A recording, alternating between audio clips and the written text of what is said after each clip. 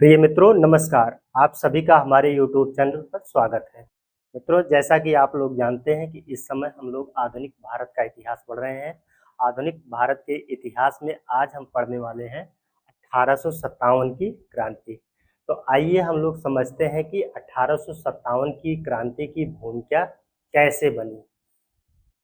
तो इसमें जो है आप देखेंगे कि 1757 में जो है, इसके 100 साल पहले 1757 में प्लासी का युद्ध हुआ था और प्लासी के युद्ध से ही माना जा रहा है कि अंग्रेजों ने धीरे धीरे भारत में अपने उपनिवेश को जमाना चालू कर लिया।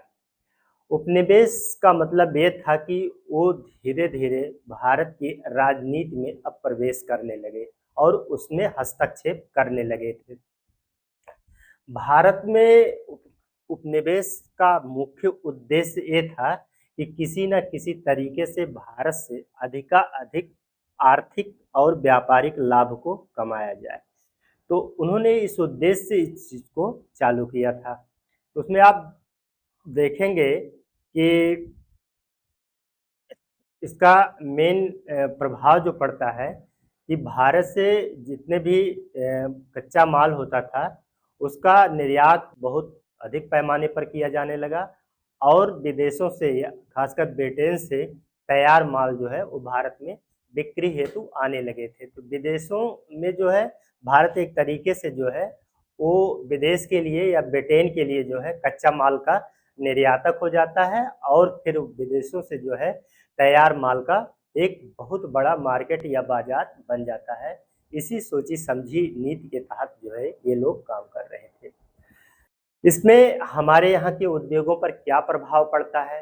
हमारे यहाँ के उद्योग जो होते हैं, हालांकि छोटे छोटे उद्योग रहते हैं, उस समय उतना विकसित नहीं हुए हैं, जबकि ब्रिटेन में जो है अब धीरे धीरे वहाँ पुनर्जागरण आ चुका था और वहाँ पे नए नए उद्योगों का विकास हो रहा था। सारी वस्तुएं जो बनाई जा रही थी वो मशीनीकृत होती थी, गुणवत्ता में काफ़ी अच्छी होती थी और उनके मेंटेनेंस में या उनके बनाने में जो है काफ़ी कम खर्च आता था। तो जिसका सामना जो है हमारे यहाँ की हाथ से बनी वस्तुएं नहीं कर पाती थी। यानी कि जब भी वो वहाँ से आती थी हमारे मार्केट या हमारे भारत की बाजार में बिकती थी तो उनका दाम जो होता था यहाँ की वस्तुओं की अपेक्षा काफ़ी निम्न होता था, कम होता था। कम होने की वजह से क्या होता था कि उसके लोग खरीदार बहुत ज़्यादा मिल जाते थे और माल आसानी से विदेशी माल बिक जाता था। तो आप यूँ कह सकते हैं कि पूरी तरीके से भारत में जो है वो विदेशी माल से पूरी तरीके से भारत पट चुका था और हमारे यहाँ के उद्योगों पर उसका क्या प्रभाव पड़ा? तो हमारे यहाँ के जो भी उद्योग थे वो धीरे धीरे समाप्ति की ओर जाने लगे थे। तो जब उद्योग धीरे धीरे समाप्ति की तरफ गए तो उसका क्या प्रभाव हुआ? जितने भी उसमें लोग लगे रहते थे, कर्मचारी या उसके कर्ता धर्ता जो होते थे, तो उन्होंने धीरे धीरे उधर से अपना मुख मोड़ना चालू कर लिया और इसके बाद जो है वो कृषि पर अपने दबाव या कृषि पर उनका दबाव बढ़ता गया। मतलब कृषि में वो लोग संलग्न हो गए, कृषि कार्य में जुट गए। तो अब कृषि कार्य में जुटने के बाद चूंकि वहाँ भी आप देखेंगे कि धीरे धीरे ज़्यादा दबाव बढ़ने लगता है। तो दबाव जब वहाँ बढ़ा तो फिर अंग्रेज़ों ने इसमें भी एक नीति लगा दिया था कि जैसे कुछ चीज़ें होती हैं खाद्यान्न जो खाए जाने योग्य फसलें होती हैं उनका उत्पादन करना और कुछ चीज़ें वाणिज्यिक। तो इन्होंने जो है प्रोत्साहित किया, उसके लिए तमाम प्रकार के नियम कानून बनाए गए और पेशगियाँ भी दी जाने लगी कि आप जो है वाणिज्यिक फसलों का उत्पादन ज़्यादा करें। वाणिज्यिक फसल का मतलब ये होता है जैसे गन्ना, हालाँकि उस समय गन्ना उतना नहीं था। ज़्यादातर नील और कपास, तंबाकू, अफ़ीम इन सब की खेती ज़्यादा बड़े पैमाने पर कराई जाती थी और इनको तैयार करने के लिए किसानों से वो अग्रिम या पेशगी के रूप में दिया जाता था कि ताकि वो ऐसी फसलों को उत्पादन करने के लिए जो है उत्साहित रहें या उनको जो है दबाव बनाया जाए। तो आप देखेंगे कि हमने पीछे वाले वीडियो में तिनकठिया प्रथा भी पढ़ाई थी। तो तिनकठिया प्रथा का मतलब ये था कि नील की खेती करना जो है यहाँ पे जो है अनिवार्य कर दिया गया था, खासकर बिहार वाले क्षेत्र में। बिहार में वो भी चंपारण जिला था। तो इन सारी परिस्थिति, हालांकि भारतीय लोग ये सब करना नहीं चाहते थे, लेकिन उनको ऐसा दबाव दिया जाता था और वो करने के लिए उनको मजबूर किया जाता था।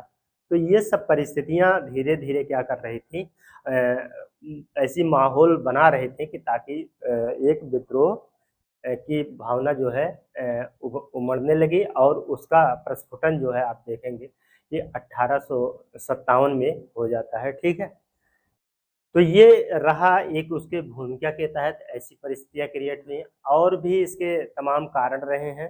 तो कारण में हम देखेंगे कुछ राजनीतिक कारण होते हैं, कुछ प्रशासनिक कारण होते हैं, और फिर सामाजिक धार्मिक कारण पर भी चर्चा करेंगे, और सैन्य कारण पर भी। ठीक है, तो हम एक एक करके चर्चा कर लेते हैं। हालांकि ये सब जो कारण होते हैं वो दीर्घकालिक कारण होते हैं। ये दीर्घकालिक का मतलब इसका एक तुरंत के तुरंत ऐसा नहीं हुआ, इसका सिलसिला जो है काफी लंबे समय से चलता आ रहा था। तो ये सब कारण बनते हैं।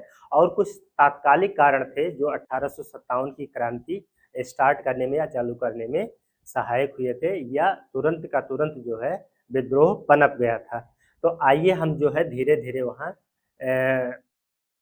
इसके कुछ कारणों पर चर्चा कर लेते हैं। तो जैसे आप देखेंगे कि 1857 की क्रांति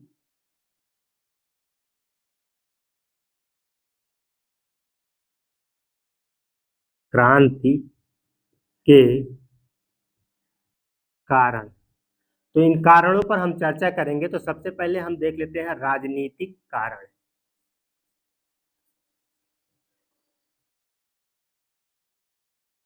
राजनीतिक कारण में कौन से कारण हो सकते हैं, ये सारी चीजें आप लोगों को हम पीछे वाले वीडियो में पढ़ा चुके हैं। अगर आप ध्यान पूर्वक समझेंगे तो वहां से क्लियर हो जाएंगी बातें। जैसे यहाँ पे केवल हम रेफरेंस के रूप में दे सकते हैं, हम कहेंगे कि यहाँ पे सहायक संधि, या ऐसा लिख लीजिए, पूरा लिख लीजिए, ब्लेजली की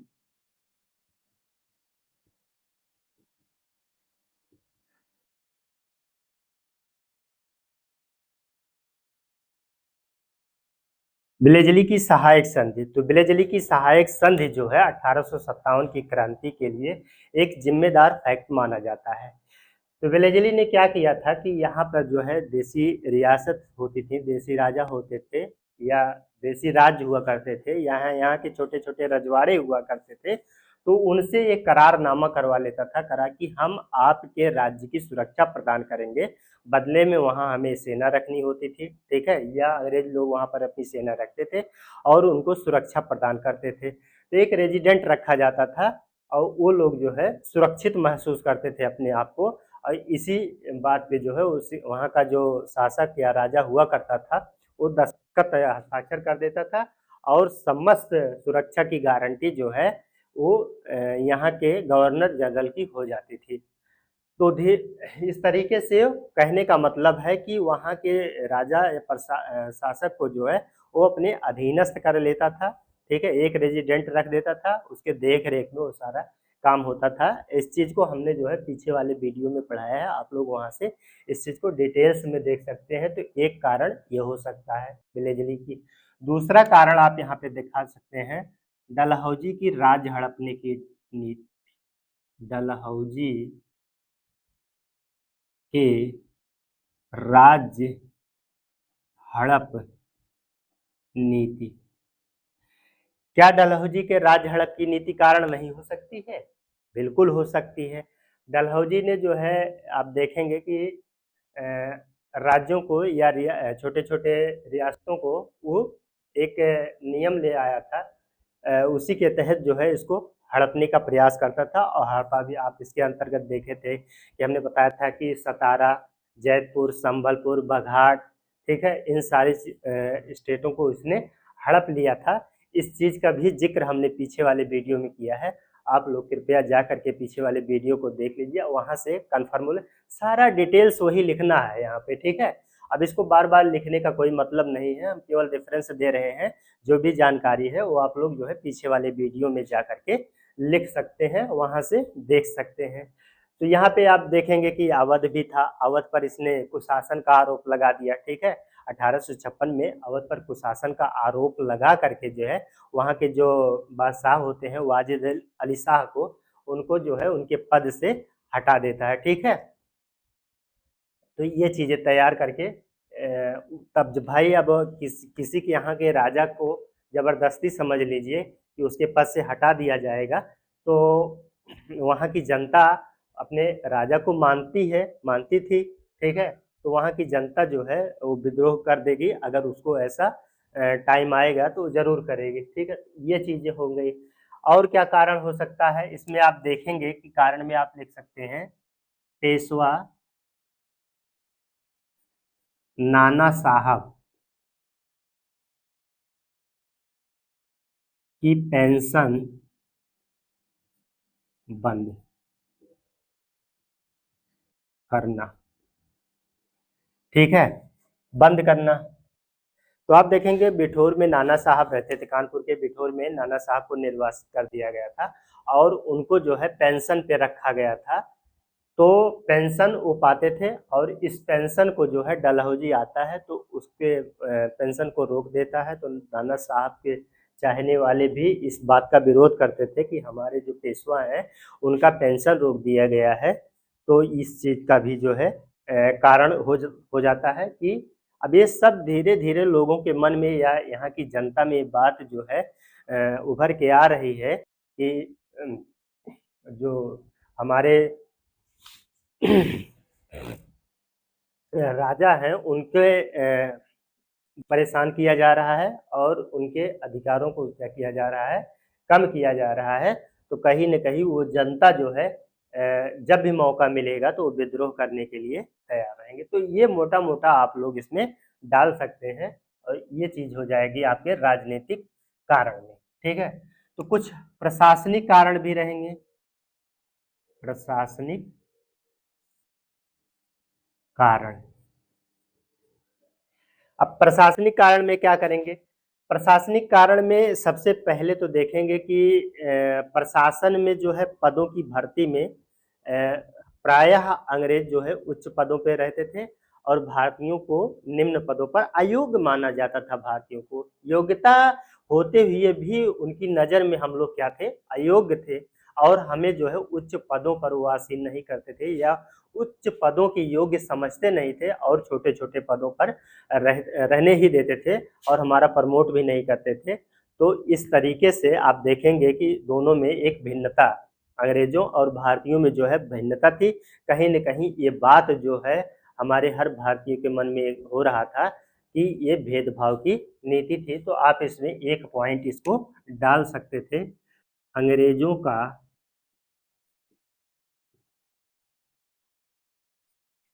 उच्च पदों पर आसीन रहना आसीन रहना जबकि भारतीयों को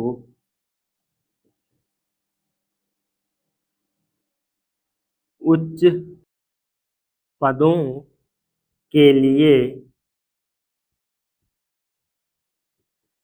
योग्य होते हुए भी अयोग्य ठहराना,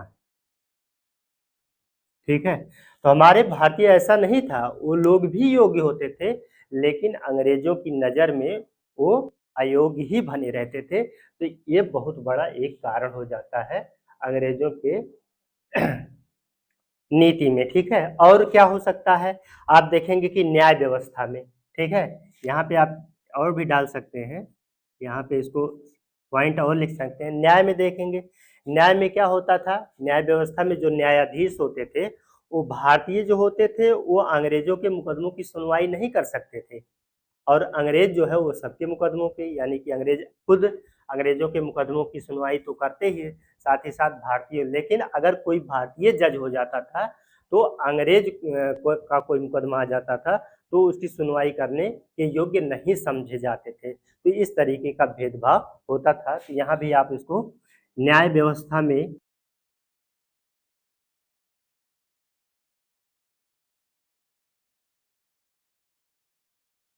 अंग्रेज अंग्रेज तो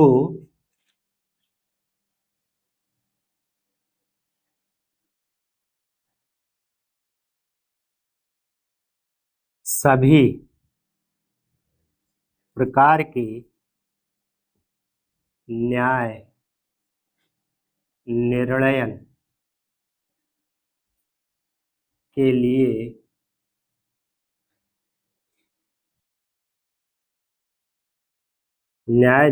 के लिए नियुक्त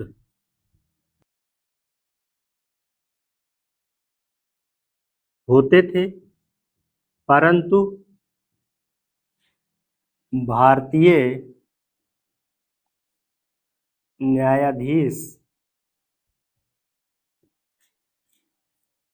अंग्रेजों के मुकदमों की सुनवाई नहीं कर सकते थे।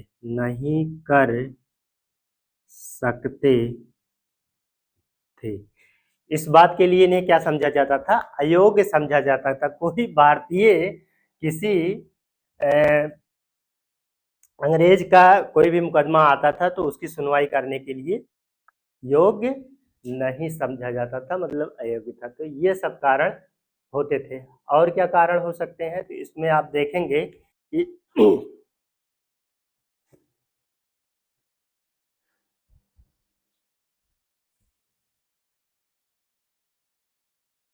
प्रशासन में जो आप देखेंगे कि प्रशासन में जो भी भर्तियां होती थी, प्रशासक बनाए जाते थे, वो कहीं पहले तो योग्यता को दरकिनार करके धार्मिक आधार पे किए जाते थे। तो इस पॉइंट को भी यहाँ पे नोट कर सकते हैं कि प्रशासन में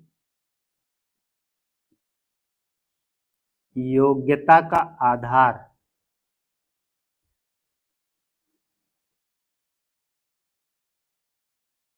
प्रशासन में योग्यता का आधार धर्म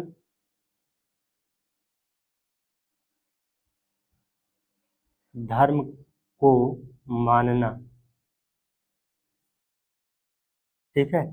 प्रशासन में जब भर्ती की बात होती थी तो ज्यादातर जो है ये धार्मिक आधार पे जो है वहां पे योग्य मानते थे और अपने धर्म को जो है ये लोग ज्यादा बढ़ावा देते थे। ठीक है। और इस वजह से भी जो है क्रांति के लिए जो है लोगों के मन में क्रांति होना स्वाभाविक था, विद्रोह कि अगर हमको अवसर मिलेगा तो हम विद्रोह जरूर करेंगे। कि भाई भारतीय जो है, अब भारतीयों के धर्म को क्या कम आंका जाता था और ईसाई जो ये होते थे अंग्रेज अपने धर्म को ज्यादा महत्व देते थे और अपने धर्म को महत्व दे करके जो है वो बड़े बड़े पदों पर, उच्च पदों पर भर्ती करते थे। अकालों का बारंबारता, ठीक है, आप देखेंगे कि जो है बार बार अकाल अकालों का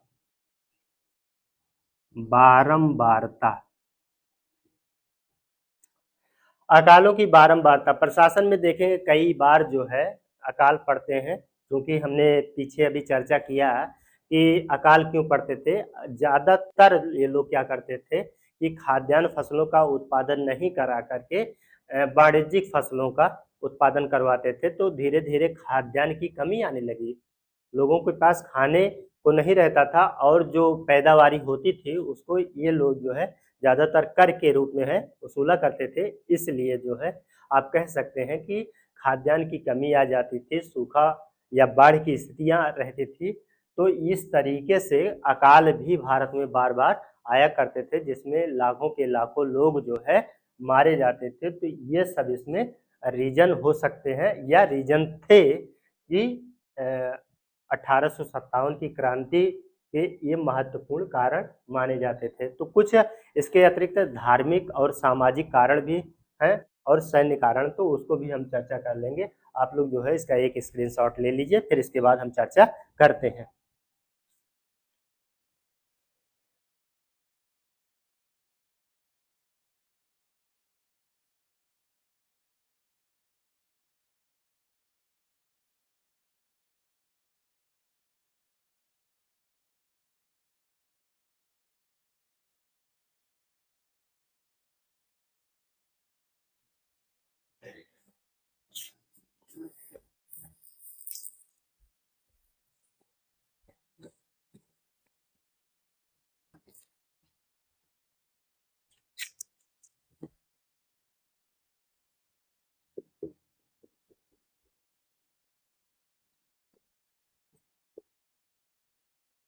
सामाजिक एवं धार्मिक कारण।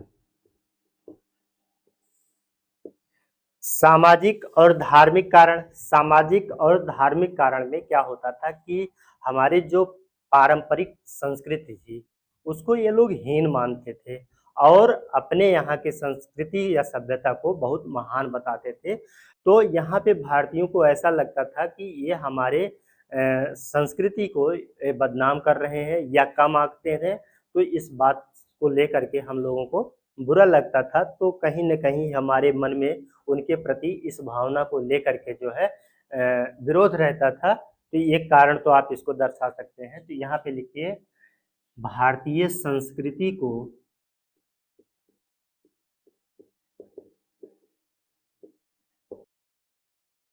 हीन मानना तथा अपने या अपनी संस्कृति को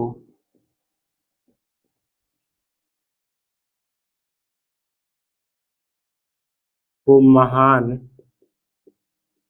बताना। भारतीय संस्कृति को हीन मानते थे। हम लोगों की जो भी संस्कृत सभ्यता थी उसको ये लोग हीन बताते थे, कमजोर बताते थे और अपनी संस्कृति को बहुत महान बतलाते थे। तो ये भी कारण रहा है कि जो भारत में विद्रोह का कारण बनती थी। एक चीज तो ये हो गया। दूसरी चीज क्या हो गई? दूसरी चीज जो है, इन्होंने 1850 में धार्मिक निर्योग्यता अधिनियम लाया था। अब धार्मिक निर्योग्यता अधिनियम क्या था, इसकी चर्चा हम लोग कर लेते थे। इसमें क्या होता था कि कोई भी हमारे यहाँ का कोई भी भारतीय होता था, अगर वो ईसाई धर्म ग्रहण कर लेता था, ईसाई धर्म में चला जाता था, धर्म उसका धर्मांतरण हो जाता था, हिंदू सिख ठीक है ये सबसे केवल ईसाई या ईसाई धर्म ग्रहण कर लेता था, तो उसको उसके पैतृक संपत्ति में जो है हिस्सा जरूर मिलता था। ये चीज थी। तो इस अधिनियम को जो है 1850 में लागू कर दिया गया था। तो ये अधिनियम की वजह से हम लोगों में जो है एक तरीके से विरोध की भावना थी और कारण बनता है कि हम अंग्रेजों के विरुद्ध जो है एक विद्रोह उत्पन्न करें। ठीक है, तो यहाँ भी आप लोग नोट कर सकते हैं कि 1850 का धार्मिक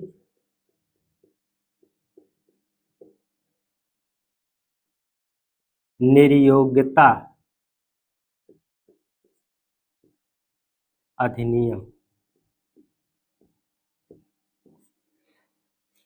1850 का धार्मिक निर्योग्यता अधिनियम क्या होता था? इसके तहत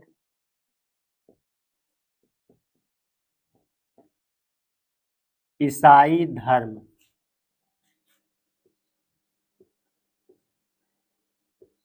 ग्रहण करने वाले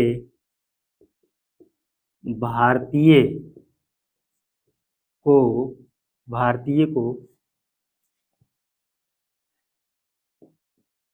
पैतृक संपत्ति में हिस्सा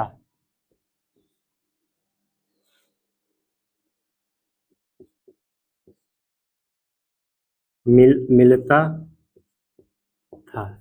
इस अधिनियम की ये शर्त थी कि जो भी ईसाई धर्म को ग्रहण कर, जो भी भारतीय ईसाई धर्म को ग्रहण करेगा उसको जो है उसके पैतृक संपत्ति में हिस्सा मिल जाएगी। तो कहीं न कहीं जो है ये भी विरोध का कारण बनता है, इसको भी जानते रहिए आप लोग।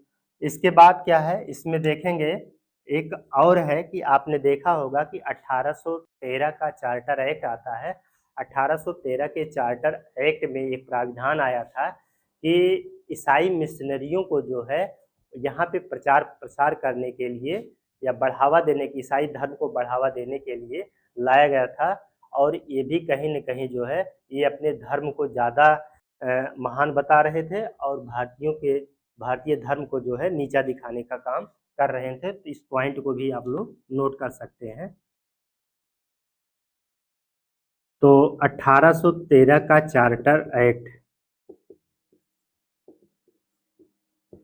चार्टर एक्ट द्वारा ईसाई मिशनरियों द्वारा अपने धर्म का प्रचार प्रसार करना। ठीक है, अपने धर्म का प्रचार प्रसार करना। ठीक है, तो बड़े पैमाने पर जो है ये अपने धर्म का प्रचार प्रसार कर रहे थे और धर्मांतरण करवा रहे थे। कहने का मतलब जो भी गैर ईसाई होते थे उनको जो है लालच दे करके, दबाव दे करके जो है ये लोग क्या करते थे, ईसाई बनाने का काम करते थे। ठीक है, एक चीज तो ये हो गई। दूसरी चीज क्या हुआ था, आपने देखा था कि 1856 में डलहौजी के द्वारा एक प्रस्ताव लाया जाता है, विधवा पुनर्विवाह अधिनियम। ठीक है, जिसको कैनिंग ने लागू कर दिया गया था। हालांकि वो भी चीज़ें अच्छी थी, विधवा पुनर्विवाह, विधवाओं का पुनः शादी विवाह किया जाए, लेकिन उस समय हम लोगों की मान्यता ये थी कि अंग्रेज जो है हमारे धार्मिक और सामाजिक मामलों में बहुत ज़्यादा हस्तक्षेप कर रहे थे, इस वजह से हमें खिन्नता थी। तो ये भी कारण रहा था। तो इस कारण को भी आप लोग यहाँ पे पॉइंट आउट कर लीजिए कि 1856 का विधवा पुनर्विवाह अधिनियम, पुनर्विवाह अधिनियम। तो इस चीज को हम लोग डिटेल्स में पढ़ेंगे कि केवल आप लोग इतना यहाँ पे समझिए कि ये सब रीजन बन रहे हैं, कारण बन रहे हैं ना, कारण ये बन रहे हैं कि इसी वजह से जो है 1857 की क्रांति हुई थी। तो ये सब जो है एक दीर्घकालिक कारण थे, तो इसलिए हम लोग जो है पॉइंट वाइज चर्चा कर ले रहे हैं। तो 1856 में जो है विधवा पुनर्विवाह अधिनियम लाया गया था।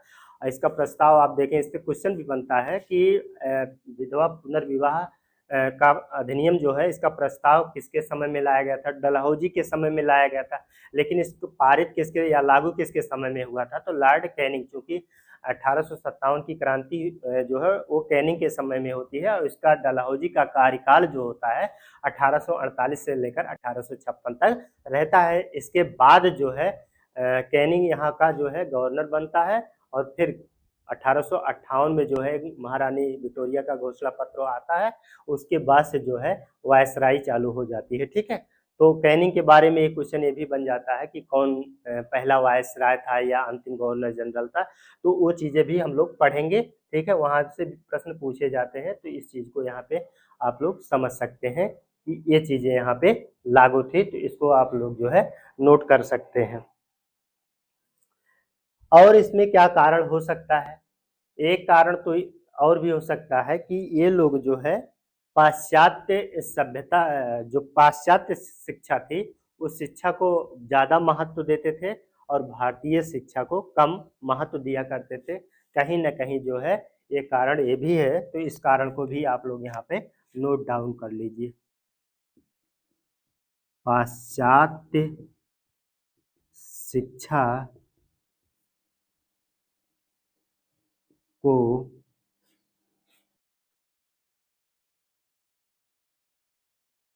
महानतम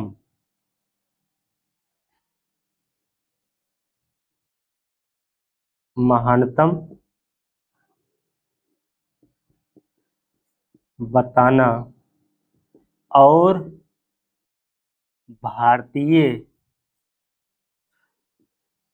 शिक्षा को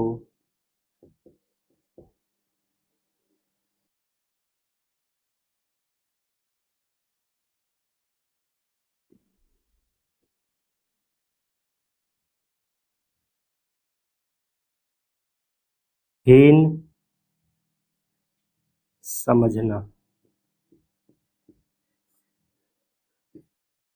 हीन समझने का मतलब है जो कमजोर समझते थे। ठीक है, बहुत ही तिरस्कृत भाव से देखते थे कि हमारी शिक्षा प्रणाली को। और ये अपने आप को या अपने यहाँ की शिक्षा, पाश्चात्य शिक्षा का मतलब कि पश्चिमी शिक्षा, अंग्रेजों की शिक्षा व्यवस्था, वो अपने शिक्षा व्यवस्था को बहुत ज़्यादा प्रमोट करते थे, ठीक है? बहुत अच्छा बताते थे और हमारी शिक्षा को क्या मानते थे कि एकदम हीन है, बेकार है, किसी लायक के नहीं है भारतीयों की शिक्षा व्यवस्था। तो ये अपने आप को बहुत ही ज़्यादा महान बताते थे शिक्षा के मामले में। तो ये सब बातें हम लोगों को बुरी नहीं लगेगी, बहुत बुरा लगेगा, ठीक है? तो ये सब चीज़ें थी जो हमारे सामाजिक और धार्मिक कारण मूल रूप से निकल के आते हैं, तो इस चीज़ को आप लोग लिख सकते हैं। तो इसमें इसी तरीके से प्रश्न भी पूछे जाते हैं, तो ये चीज़ें आप लोग जो है इनके पॉइंट से भी प्रश्न पूछे जा सकते हैं। तो इसको जो है आप लोग एक नोट डाउन स्क्रीनशॉट लेके अपने कॉपी पे लिख लीजिए। फिर इसके बाद जो है हम चर्चा करते हैं, कुछ और कारण है जैसे आप देखेंगे सैन्य कारण है, ठीक है? तो अब इसको आप जो है कर लीजिए। अभी देखेंगे सैन्य कारण में क्या होता है कि पहले क्या होता था कि भारतीयों और अंग्रेजों की सेनाओं में जो है 5:6 का होता था, मतलब 5 भारतीय होते थे और 1 जो है अंग्रेज होता था। तो इस तरीके का रेशियो होता था। तो ये सब पे हम चर्चा कर रहे हैं, आप पहले इसका एक स्क्रीनशॉट ले लीजिए।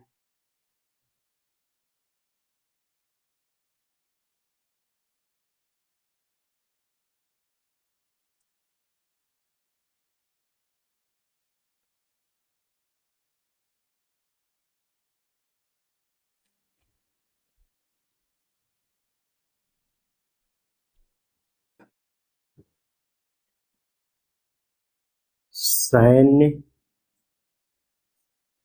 कारण, सैन्य कारण, सैन्य कारण में हम लोग क्या करेंगे, भारतीय एवं अंग्रेजी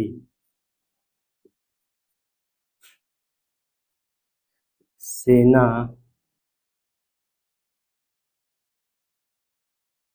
का अनुपात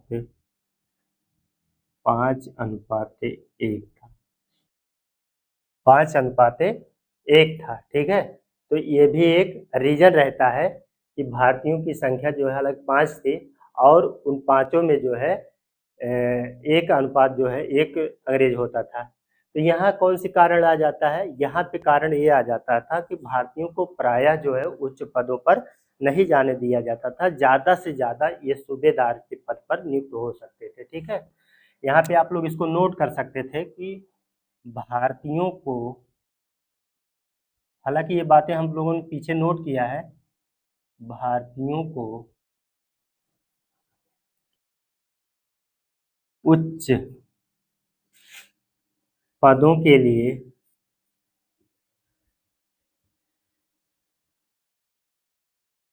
अयोग्य समझा जाता था और केवल सूबेदार के पद तक ही नियुक्त किया जाता, केवल इनको सूबेदार पद हेतु ही जो है नियुक्त किया जाता था, ठीक है? तो ये चीज़ें थी, ये भी इसमें महत्वपूर्ण था। आप देखेंगे कि इसमें और एक कारण है, 1856 में सामान्य सेवा भर्ती अधिनियम लाया गया था। सामान्य सेवा भर्ती अधिनियम के अंतर्गत क्या होता था कि सेना को जो है अगर कहीं मान लीजिए कि समुद्र के पार जो है युद्ध करने के लिए आदेशित या निर्देशित किया जाता था, तो भारत में उनको अवश्य ही जाना पड़ेगा। ये सामान्य सेवा भर्ती अधिनियम था। तो भारतीयों को जाने में क्या दिक्कत है, तो पहले ये माना जाता था कि हमारे यहाँ ये परंपरा थी कि हम लोग जो है समुद्र को पार करना जो है, समुद्र को पार करना जो है अपराध की श्रेणी में मानते थे। हम लोगों का एक धार्मिक विश्वास था कि वो समुद्र देवता हैं और हम उनको आर पार, उनके आर पार नहीं जा सकते हैं, मतलब इस छोर से उस छोर नहीं जा सकते हैं। ये हमारे धार्मिक मान्यता के हिसाब से एक गड़बड़ व्यवस्था थी, हम लोगों को ऐसा महसूस होता था कि इसमें पाप लगेगा, ठीक है। लेकिन अंग्रेजों ने 1856 में सामान्य भर्ती प्रक्रिया के अंतर्गत जो है ये व्यवस्था लागू कर दिया कि अब अगर किसी भी भारतीय सैनिक को अगर ये आदेशित और निर्देशित किया जाता है कि उन्हें विदेशों में विदेशी लड़ाई करनी है और उनको समुद्र पार करके जाना पड़ेगा, तो कोई भी इस बात से मना नहीं कर सकता था। तो कहीं न कहीं ये चीज़ें जो है भारतीयों के अपने विचारों पर एक ठेस पहुँचती है और ये कारण बन जाता है कि हम 1857 की क्रांति करने के लिए क्या हो जाए, विवश रहें, ठीक है। तो इस पॉइंट को भी आप लोग यहाँ पे नोट कर सकते हैं। 1856 का सामान्य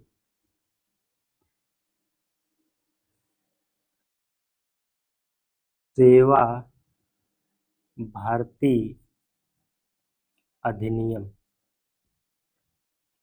थोड़ा सा चाहे आप लोग यहाँ पे नोट कर लीजिए। इसके तहत यदि भारतीय सैनिकों को समुद्र पार समुद्र पार विदेशों में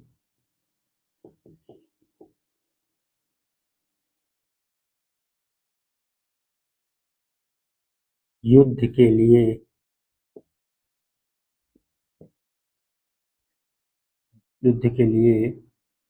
भेजा जाए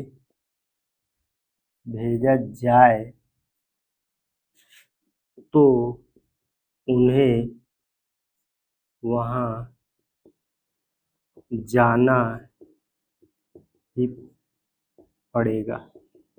यहाँ भाव को समझ लीजिए कि अगर किसी भी भारतीय सैनिक को ये निर्देशित कर दिया जाता था अंग्रेज अधिकारियों के द्वारा कि आपको समुद्र पार करके जो है जाना पड़ेगा जहाज में बैठ करके, पानी वाली जहाज में, तो आपको अवश्य ही जाना है। जबकि भारतीय परंपरा के हिसाब से समुद्र को पार करना जो है अपराध की श्रेणी में समझा जाता है। तो ये चीजें भी कहीं ना कहीं व्यवस्था थी, तो ये सैन्य का कारण बनता है।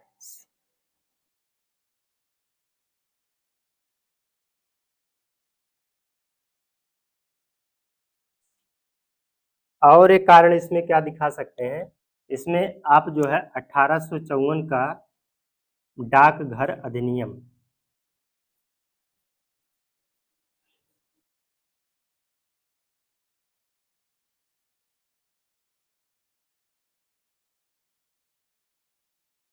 डाकघर अधिनियम 1854, लॉर्ड डलहौजी के समय में डाक तार अधिनियम आया था 1854 में। तो डाकघर अधिनियम के ये कौन से कैसे कारण बन जाएगा कि भाई हम जो 1857 की क्रांति में तो क्या होता था कि अगर कोई भी पत्र डालना होता था किसी भी भारतीय सैनिक को कि मेरा पत्र जो है यहाँ से हमें घर पे पत्राचार करना है, भेजना है, कुछ लेटर भेजना है, तो उस लेटर पे पहले इन लोगों को जो है एक स्टाम्प लगता था, ठीक है। तो उस स्टाम्प से इन लोगों को छूट मिली थी। लेकिन जो 1854 में डाक अधिनियम आता है उसमें सैनिकों को भी अब टिकट लगाना, स्टाम्प लगाना अनिवार्य कर दिया गया था। इसलिए भी सैनिकों में इस तरीके के विद्रोह की भावना उत्पन्न हुई थी। तो इसको चाहे नोट कर लीजिए, एक लाइन में नोट करिए, क्योंकि मेरा ज़्यादा लिखाने का उद्देश्य नहीं है, मेरा केवल समझाने का उद्देश्य है। और अगर पॉइंट आता है तो आप लोग इसको लिख सकते हैं आराम से, ठीक है। तो यहाँ एक पॉइंट लिख लीजिए। अब अब देखिए कितने शार्ट में लिखवा रहे हैं, ठीक है। अब मतलब आप लोग समझ जाइएगा कि अब सैनिकों को भी पत्राचार पे या चिट्ठी भेजने पर उसके ऊपर स्टाम्प लगाना अनिवार्य हो गया था, बस यही कारण हो गया, ठीक है। अब सैनिकों मतलब भारतीय सैनिकों को, अब भारतीय सैनिकों को भी पत्र भेजने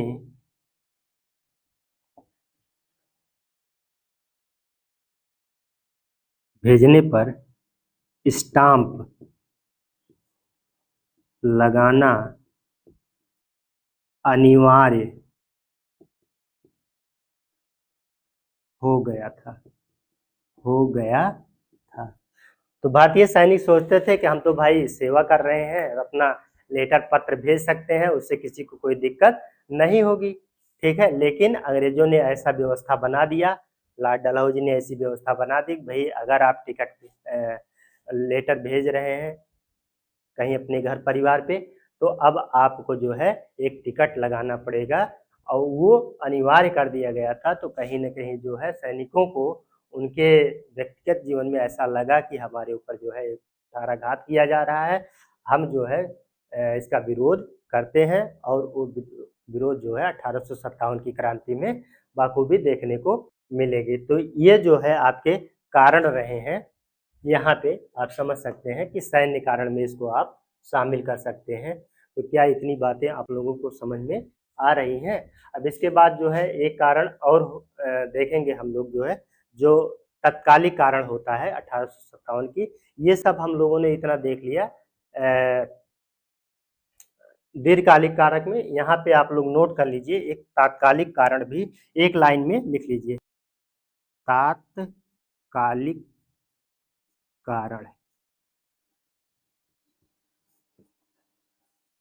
तात्कालिक कारण क्या था? तात्कालिक कारण ये था कि एक आप देखेंगे कि ब्रेस ब्राउन नाम की एक बंदूक हुआ करती थी, ब्रेस ब्राउन, वो लोहे की बनी हुई बंदूक हुआ थी। तो उसमें जो कारतूस भरा जाता था या गोली भरी जाती थी, तो उसको जो है डायरेक्ट उसमें भर दिया जाता था, कोई दिक्कत नहीं थी। लेकिन बाद में जो है एक बंदूक, नई बंदूक आती है,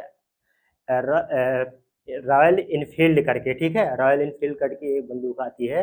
तो उस बंदूक में जो गोली भरा जाता था, जो भी कारतूस भरा जाता था, भरने से पहले उसको मुंह में जो दांत है उस दांत से छीलना पड़ता था, और फिर जो है तब उसमें भरना पड़ता था। तो दिक्कत कोई नहीं थी, लेकिन ऐसा अफवाह फैल गया। तो अफवाह क्या बात, जब जांच हुई तो जांच में कहीं न कहीं ये सच्चाई बोली शस्त्रागार से पता चलता है कि जो कारतूस बनाई जाती थी कि उसमें गाय और सूअर के चर्बी का इस्तेमाल किया जाता था।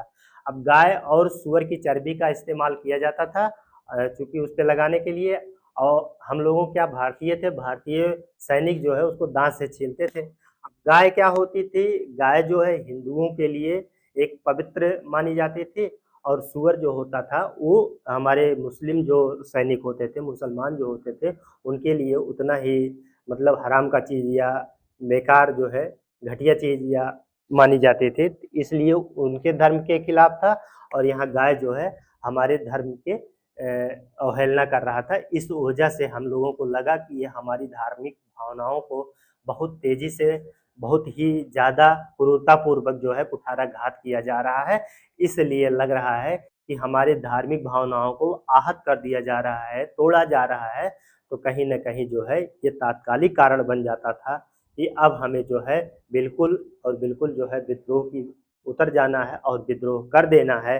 फिर इसके बाद क्या होता है कि 34वीं इन्फेंट बटालियन के जो है मंगल पांडे ने 29 मार्च को जो है विद्रोह का बिगुल जो है बजा दिया था। बैरकपुर छावनी के रहने वाले मंगल पांडे नामक सैनिक जो है, उन्होंने जो है अपने ही कर्नल बाग और लेफ्टिनेंट को मार के जो है गोलियों से छलनी कर देते हैं, भून देते हैं, और वहीं से जो है विद्रोह स्टार्ट हो जाता है, ठीक है। तो इस चीज़ को यहाँ पे नोट कर सकते हैं, ठीक है।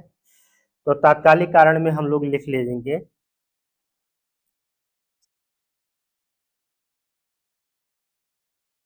यहाँ पे लिख लीजिए आप लोग, पुरानी लोहे की बंदूक,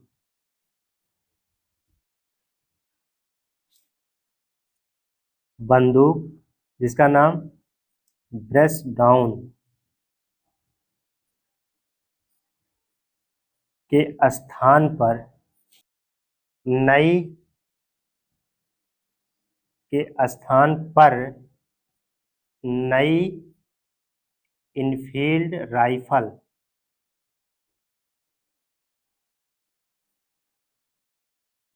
राइफल, ठीक है, लाई गई, जिसमें कारतूस को दांत से छीलकर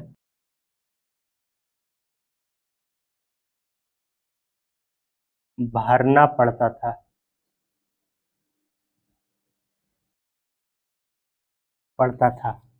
अफवाह फैल गई कि जो ये कारतूस बनता था ये सुअर और गाय की चर्बी से बना होता था। अफवाह फैली कि यह कारतूस गाय और सुअर की चर्बी से बना होता था, जो धार्मिक भावनाओं को